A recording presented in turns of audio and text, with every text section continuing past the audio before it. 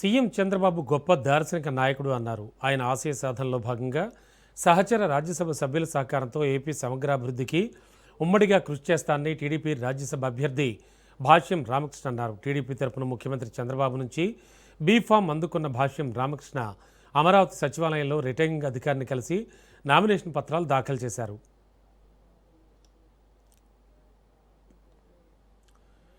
కేంద్ర సహకారంతో రాష్ట్రాభివృద్ధి, విద్యారంగ పురోగతికి తన వంతు కృషి చేస్తానని తెలిపారు. తనకి అవకాశం కల్పించిన సీఎం చంద్రబాబు, టీడీపీ జాతీయ కార్యనిర్వాహక కార్యదర్శి మంత్రి లోకేష్కు ఆయన కృతజ్ఞతలు తెలిపారు. తొలుత కురటిపాడులోని ఎన్టీఆర్ విగ్రహానికి పూలమాల వేసి నివాళులర్పించిన అనంతరం మిత్రులు, శ్రేయోభిలాషులు టీడీపీ శ్రేణులతో కలిసి ర్యాలీగా అమరావతికి బయలుదేరారు.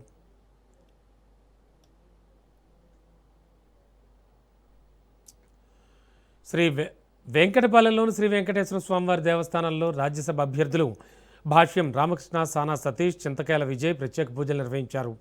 అనంతరం సచివాలయానికి చేరుకుని రిటర్నింగ్ అధికారిని కలిసి నామినేషన్ పత్రాలు సమర్పించారు. ఈ కార్యక్రమంలో టీడీపీ నాయకులు, కార్యకర్తలు పెద్ద సంఖ్యలో పాల్గొన్నారు.